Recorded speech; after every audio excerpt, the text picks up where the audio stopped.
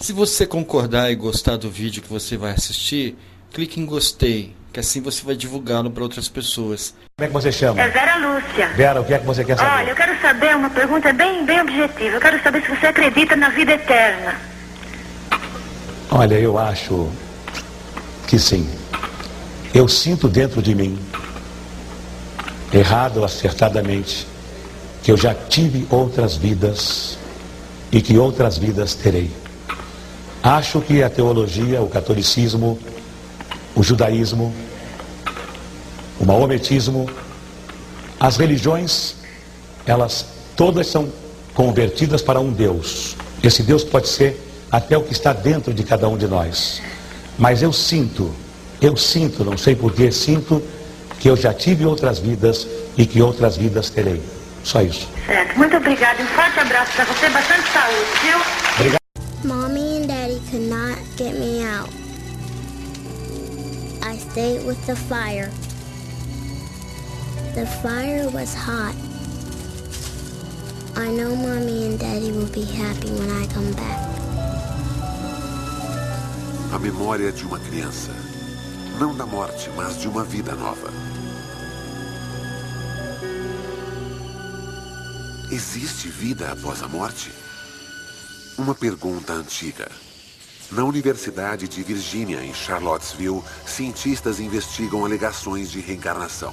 Há 40 anos, tentam explicar relatos de crianças que falam de uma vida passada. Histórias como desta garota que diz ter morrido afogada e que reencarnou. Ou deste garoto de 6 anos que era policial em Nova York e foi morto em serviço.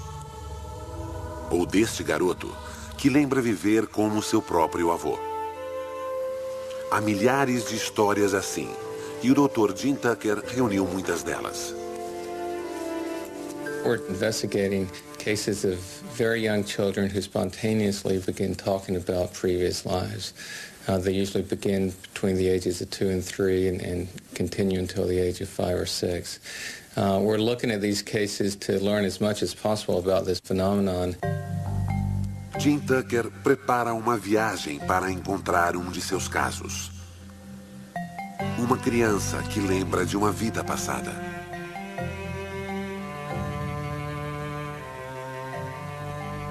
Gus Ortega is a little boy in Colorado who has talked about being his grandfather. This began when he was 18 months old, and he's made a number of statements that seem quite specific. This one is a stronger case because the child has made some very specific statements that it seems very unlikely he could have heard through normal means. O caso de Gus é só um entre muitos. We've been studying these cases for the last 40 years. We've now collected over 2,700 cases like this. These cases have been found all over in Asia, in West Africa, they've been found in South America, in Europe, and the United States, pretty much wherever they've been looked for. Vovô Og morreu em 1993. Seu filho Ron encontrou-o caído no chão. Derrame. Og morreu 5 horas depois. Ele tinha uma loja. Ele vendia de tudo e amava sua família, mas nunca conheceu seu neto Gus. Gus nasceu 1 ano após a morte de Og. Um dia, com apenas 1 ano e meio, Gus estava no seu quarto com seu pai. Ron came out and told me that he had just finished changing Augie's diaper and that he looked right up at him and said, "You know, Dad, when I was your age, I used to change your diaper." I was flabbergasted, to be honest with you. I thought it was just kind of strange, especially the choice of words to say that phrase, "when I was your age," for this little 1.5-year-old toddler.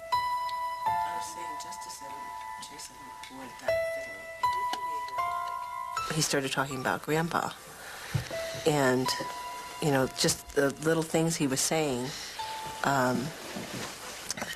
that we knew he couldn't have known because he never met Grandpa. His grandfather died a year before he was born. So, yeah, we were pretty puzzled about it. Um dia, Ron trouxe fotos antigas para casa e algo mais notável aconteceu. I said, "Oh, look at this old photograph." And he came up to it and he goes, "Oh, there's me." I mean, I was like just totally astounded, it just stopped me, cold. I mean, because how would he know that? Gus diria mais coisas assim nos anos seguintes. Ele se lembraria de episódios da vida do avô dos quais Ron mal se lembrava. E ele os viveu. Gus sabia mais do seu avô do que deveria.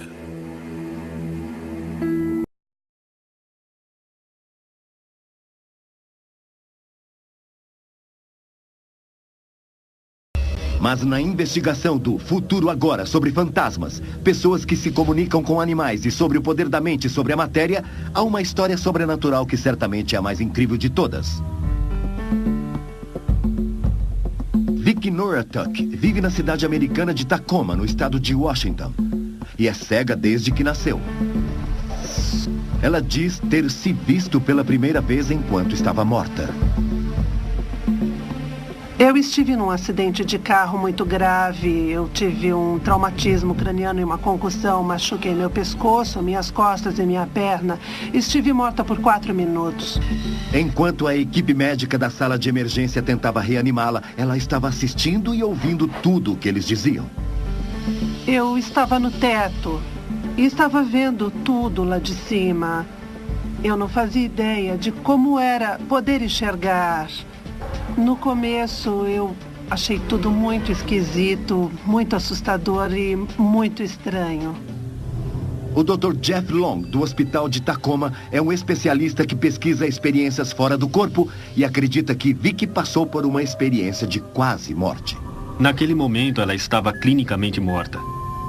Mas ela conseguia ouvir e enxergar o ambiente à sua volta, mesmo sem estar respirando e com seu coração totalmente parado. Enquanto eu estava vendo as coisas de cima, eu vi um corpo de mulher.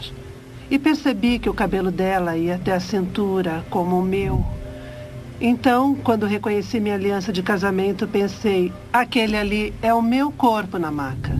Estudos mostram que 18% das pessoas reanimadas depois de paradas cardíacas passam por experiências de quase morte. A maioria dos cientistas acredita que isso é fruto da neuroquímica do cérebro que está drogado ou morrendo, mas algumas coisas são mais difíceis de explicar. Eu estudei isso a fundo, e depois de pesquisar algumas dúzias de pessoas que passaram por isso, descobri que aquilo que elas enxergam enquanto estão fora do corpo está sempre certo. No final das contas, é uma coisa real, em todos os casos. Eu sei o que aconteceu comigo. Sei que há vida após a morte. E, na verdade, eu estou esperando por ela.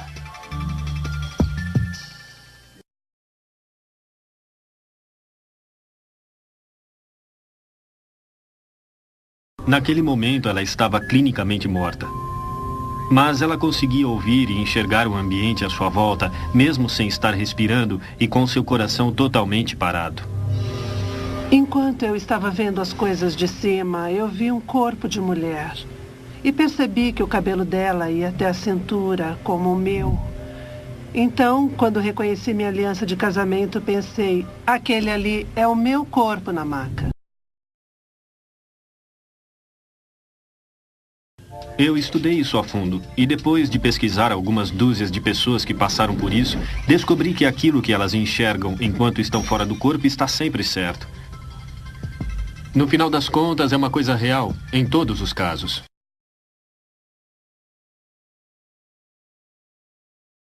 Eu sei o que aconteceu comigo. Sei que há vida após a morte. E, na verdade, eu estou esperando por ela.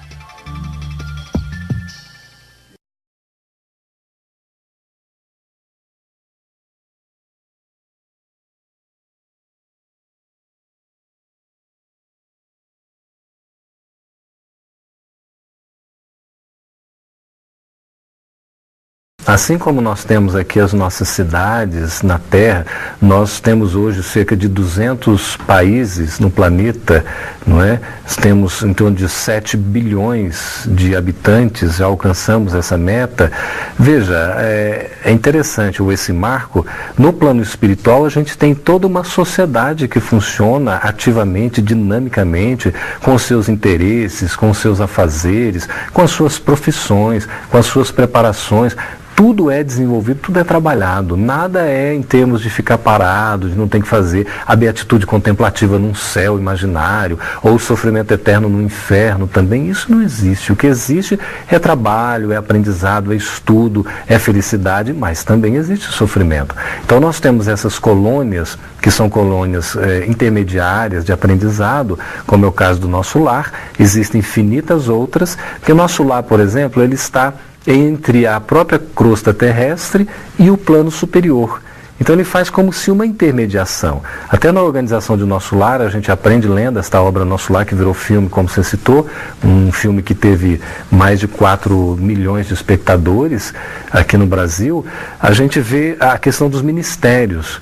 Então há um ministério que é da União Divina que tem a conexão com o plano superior, ou seja, há mundos mais na esfera superiores. E há outros ministérios que estão mais conectados às regiões inferiores, já com um ponto de contato com o umbral, por exemplo. Existe no mundo espiritual as chamadas zonas umbralinas, as regiões abismais ou os abismos, as regiões trevosas ou as trevas, e existem as esferas de transição, colônias espirituais como o Nosso Lar, e existem os mundos que são mais elevados, mais superiores, e outros que já são até celestes, ou seja, mundos já destinados mesmo a uma evolução muito maior e até inimaginável do que a gente possa pretender aqui na Terra. Então a gente viu lá no filme Nosso Lar, aquele lugar escuro, onde os espíritos passando por momentos ruins, enfim. Fala um pouquinho sobre isso, Geraldo. Na concepção tradicional da religião, nós temos aquela ideia do céu, do inferno, e para aliviar um pouquinho o purgatório, não é? O céu seria o estado, né, de uma beatitude, de uma salvação, o inferno seria uma condenação eterna e o purgatório seria esse estágio intermediário para ver se o indivíduo, afinal de contas, vai ser salvo ou se ele vai ser condenado. Na concepção espírita, que é muito interessante, todas as religiões cristãs, elas são espiritualistas, ou seja, acreditam na imortalidade da alma, do espírito, e acreditam no mundo dos espíritos, seja o nome que se dê, mas acredita que há uma vida depois da morte, e se há uma vida depois da morte, evidentemente, há um mundo que abriga essas almas. A grande diferença entre uma religião e outra é como fica esta alma ou este espírito depois da morte. Para onde é que ele vai, o que é que faz ou não faz. Então nós temos as concepções distintas que formam as diferentes religiões. Na concepção espírita, que a gente gostaria de apresentar ao amigo telespectador, é exatamente a de que nós encontramos do outro lado da vida a consequência natural do que nós fizemos ou do que nós somos durante a nossa encarnação física, a nossa existência material. Que a morte não é um passe mágico que vai nos transformar em anjos ou demônios só porque nós morremos. Na verdade, nós continuamos sendo quem nós somos. Por isso que um dos princípios fundamentais do Espiritismo é exatamente a existência do espírito, a sobrevivência desse espírito após a chamada morte e a conservação da individualidade do espírito após a morte. Ou seja, nós continuamos sendo quem nós somos. Nós não deixamos de ser quem nós somos. Evidentemente, sem um corpo físico, mas a essência, os costumes, a cultura, a organização em termos de conhecimento, de comportamentos, tudo isso a gente leva conosco. Só que do outro lado a gente vai ter uma visão um pouco mais ampla e gradativa. O que acontece? Quando nós, então, morremos, o corpo morre, nós desencarnamos, nós vamos para o mundo espiritual. E lá nós vamos encontrar a realidade que vai nos ser consequência da nossa própria vida material. Se nós, evidentemente, não aproveitamos o tempo, se nós não praticamos o bem, se nós malbaratamos as oportunidades concedidas, se nós nos desviamos do caminho certo, nós não fomos pessoas caridosas, nós vamos encontrar do outro lado as consequências do que nós fizemos de errado ou deixamos de fazer de bem.